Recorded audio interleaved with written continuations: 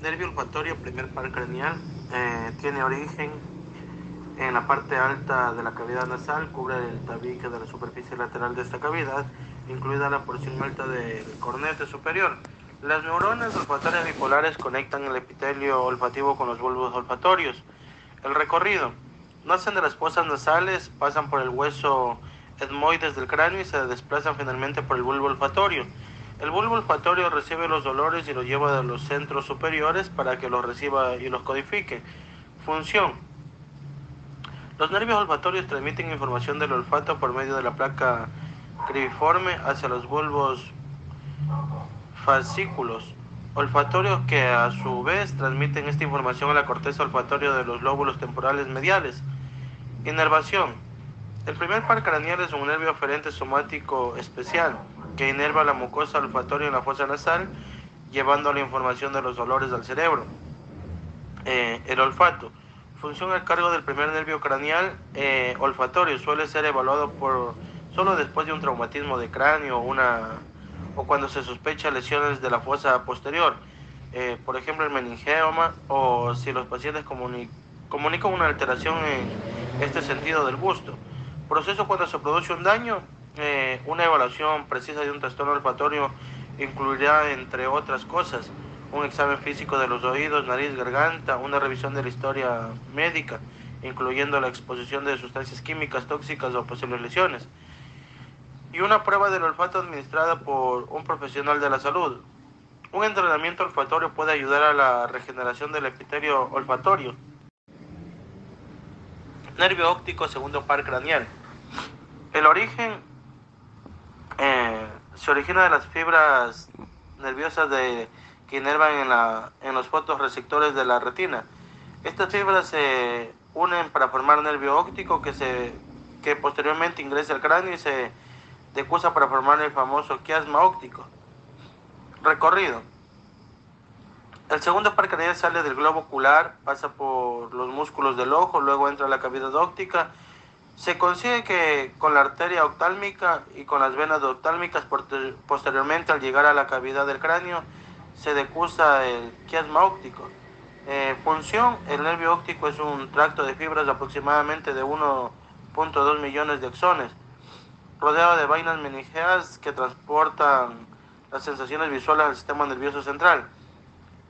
Está formado por los axones de las células ganglionares y por glía. Inervación. Los nervios ópticos, estos son unos nervios aferentes somáticos especiales que inervan nuestro sentido de la visión, o especialmente a la retina. Se originan en las fibras nerviosas que inervan de los fotorreceptores de la retina. Proceso cuando se produce un daño. Cuando los médicos consideran la posibilidad de que la persona esté afectada por un trastorno de un par craneal, le hacen preguntas detalladas sobre los síntomas, también evalúan las funciones de los pares craneales, pidiendo a la persona afectada que efectúe tareas sencillas como, por ejemplo, seguir el desplazamiento de objetos de movimiento con los ojos. Nervio oculomotor, tercer par craneal. El origen se origina en el mesencéfalo y su función es básicamente en el movimiento del globo ocular junto con el nervio troclear y el nervio aducen. El recorrido, el nervio oculomotor sale sobre la superficie anterior del mesencéfalo, se dirige hacia delante entre la arteria cerebral posterior y cerebelosa superior. Luego continúa en la fosa craneana media en la pared lateral del seno cavernoso. Función. Tiene una función motora y parasimpática. Es uno de los nervios que controla el movimiento ocular y es responsable del tamaño de la pupila, siendo esta función parasimpática. Inervación. La inervación, el nervio se encarga de dar inervación a los músculos intrínsecos del ojo, inerva al elevador del párpado superior, músculo recto medial o interno, recto superior, recto inferior, oblicuo inferior. Proceso cuando se produce un daño. Antes de decidir el tratamiento es fundamental valorar el compromiso sistémico del paciente mediante un estudio exhaustivo que puede requerir un abordaje multidisciplinar. por parte del neurólogo, neurocirujano, radiólogo, endocrino, oncólogo. Una vez identificada la causa, se plantea el tratamiento. Nervio troclear, cuarto par craneal. Origen. Se origina de su núcleo en el mesencéfalo. Origen real del nervio. El nervio troclear es el único nervio que sale del tronco encefálico por su lado posterior dorsal. Recorrido. El nervio troclear, cuarto par craneal, es el único par craneal en salir del mesencéfalo por su cara posterior, mientras el haz del nervio emerge del mesencéfalo, ingresa a la porción infratentorial del cisterna cuadrigémina, donde se localiza la porción cisternal del nervio. Función. El nervio troclear es el único nervio puramente motor, es responsable por entregar estímulo deferente al músculo oblicuo superior. Recuerda que el oblicuo superior moviliza al globo ocular hacia abajo y hacia arriba. La inervación inerva el músculo oblicuo superior del ojo, vista inferior del encéfalo humano con los pares craneales etiquetados. Procesos cuando se produce un daño. Cuando una persona presenta una reducción característica de los movimientos oculares, se puede realizar una tomografía computarizada o una resonancia magnética nuclear del cerebro para identificar la causa.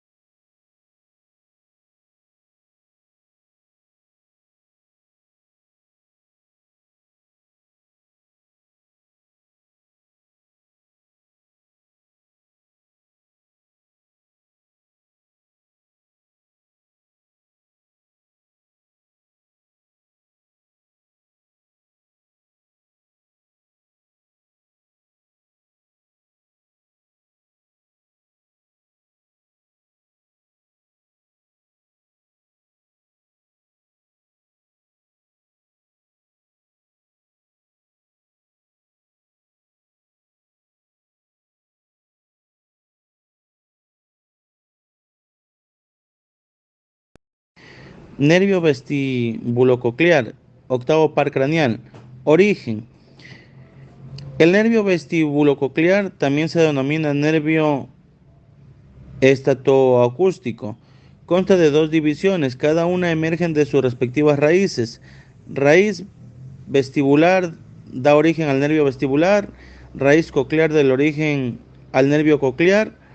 Recorrido. Después de que las fibras auditivas y vestibulares salen de su centro de protuberancia del tronco encéfalo, se dirigen hacia el conducto auditivo interno y pasan para las meninges. Función: es responsable del equilibrio y la función auditiva. Es un nervio aferente de tipo sensorial. Inervación: este nervio se encarga de recolectar e inervar todas aquellas partes de la cabeza que forman parte del sistema vestibular y del oído interno, con el fin de recibir todos los estímulos vestibulares y los sonidos, para luego transmitirlos al lóbulo temporal del centro. Proceso: cuando se produce un daño, se realiza una resonancia magnética para descartar tumores, se realiza una tomografía computarizada o una radiografía para determinar la apófisis. Estiloides: es un anormalmente larga. Se puede suministrar medicamentos anticonvulsivantes, anestesia local en ciertas ocasiones y intervención quirúrgica. Nervio glosofaringeo, noveno par craneal. Origen: se origina de 4 núcleos ubicados en el tronco encefálico, más precisamente en el bulbo raquídeo. Núcleo ambiguo: de este núcleo se originan fibras para los pares craneales 9, 10 y 11. El recorrido: es un nervio mixto, sensitivo y motor que emerge del bulbo raquídeo del encéfalo y pasa anterolateralmente para abandonar el cráneo a través del agujero yugular posterior junto a los pares 10, 11 y la vena yugular interna. Función: ayuda a mover los músculos de la garganta y lleva la información de la garganta, las amígdalas y la lengua al cerebro. La causa suele ser desconocida, pero en ocasiones se trata de la arteria en posición anómala que ejerce presión sobre el nervio glosofaringeo. Procesos cuando se produce un daño. La deglución o el toque de las amígdalas con un bajalengua suele precipitar el dolor, y la aplicación de la lidocaína en las fauces elimina transitoriamente el dolor espontáneo o evocado. Se realiza una RM para descartar tumores amigdalinos y faringeos del ángulo pontocerebeloso y lesiones metásticas en el triángulo cervical anterior. Nervio vago, décimo par craneal. El origen: se origina en el tronco cerebral aproximadamente detrás de las orejas y se extiende por cada lado del cuello, cruza el pecho y llega hasta el abdomen. El recorrido: el recorrido del nervio vago presenta el recorrido más largo y distribución más amplia de todos los nervios craneales. Tras unirse sus fibras en un solo nervio, atraviesan el cuello en la vaina carotiidea para entrar en el mediastino, donde se divide en varias ramas alrededor del esófago. Estas ramas se unen por encima del hiato esofágico para formar los troncos vagal anterior y posterior. Función: ¿cuál es la función del nervio vago? Interactúa especialmente con el sistema inmune y el sistema nervioso central y cumple funciones motoras en la laringe, el diafragma, el estómago y el corazón. Tiene también funciones sensoriales en los oídos, la lengua y órganos viscerales como el hígado. Inervación: este nervio difiere del resto, ya que inerva principalmente a órganos del tórax y el abdomen, y en menor proporción de la cabeza y el cuello. Se llama vago ya que es un nervio errante que desciende hasta el abdomen. Proceso cuando se produce un daño. La detección y diagnóstico de las patologías del nervio vago no es fácil, ya que en muchos casos los síntomas pueden confundirse con otras patologías y puede tratar de el dolor de manera superficial, sin investigar el origen del mismo. Por eso una vez que el paciente acude a su médico de confianza manifestando síntomas de lesión vagal, en primer lugar se llevará a cabo una exploración física, ya que podrá ser completamente con pruebas diagnósticas por imagen, tales como ecografía, resonancias magnéticas. Nervio accesorio. 11. Par craneal. Origen. Los núcleos del nervio espinal accesorio se encuentran ubicados en el núcleo ambiguo del bulbo raquídeo y en los 5 o 6 primeros segmentos medulares. El núcleo accesorio es un nervio principalmente motor en el que se puede distinguir por tantos dos raíces, una vulvar y otra medular. El recorrido. El nervio accesorio transcurre a través del cuello y emite 3 ramos en su recorrido que inerva a los músculos de la laringe, faringe, paladar blando, así como a los 2 músculos del cuello, el trapecio y el esternocleidomastoideo. Función. Es un nervio motor cuya función principal es permitir la fonación y los movimientos de la cabeza y los hombros. Su origen real está ubicado en 2 núcleos ubicados en el bulbo raquídeo y la médula espinal, respectivamente. Inervación. El nervio accesorio inerva el músculo esternocleidomastoideo, algunas veces en su profundo o a través de este, emergiendo cerca del borde posterior del esternocleidomastoideo. El nervio accesorio corre hacia abajo y hacia atrás a través del músculo esplenio y pasa por debajo del otro músculo que inerva el trapecio. Proceso cuando se produce un daño. El diagnóstico de esta afección se basa en la identificación de los signos asociados descritos previamente y que debe confirmarse mediante la evaluación de la conducción nerviosa. Además, el proceso de diagnóstico debe descartar los otros procesos que pueden provocar cuadros similares. Nervio hipogloso. 12. Par craneal. Origen. Pues su origen real es eferente somático general en el núcleo motor, localizado en el bulbo raquídeo, y su origen aparente en el surco preolivar. Recorrido. Emerge de la fosa craneal posterior del foramen condileo anterior hacia el cuello para llegar a la lengua. En su recorrido por los trígonos carotoideo, submandibular y submentoniano, recibe ramos del plexo cervical y los músculos infrahioideos. Función. Transmite fibras motoras desde los nervios espinales C1, C2 y a los músculos hioideos, tiroideos y genioideo. Fibras propioceptivas para esos músculos y sensitivas general para la dura madre de la fosa craneal posterior normalmente se encarga de alterar lo que denominamos el hipo y surge de nosotros cuando tenemos frío, susto o nos hemos reído mucho y constantemente. Inervación. Es un nervio estrictamente motor que, al igual que algunos de los pares craneales, tiene como función inervar a una zona de la cara. En este caso, el hipogloso solo inerva a los músculos geniogloso, estilogloso y el hiogloso. Todos esos músculos son encargados de mover la lengua. Proceso cuando se produce un daño. Se valora pidiendo al paciente que saque la lengua e inspeccionando la presencia de atrofia, fasciculaciones y debilidad. La desviación se produce hacia el lado de la lesión. La lengua se vuelve débil en el lado afectado y finalmente desgasta, atrofia. Como consecuencia, las personas afectadas tienen dificultad para realizar acciones que requieren la intervención de la lengua, como son principalmente el habla, la masticación y la deglución.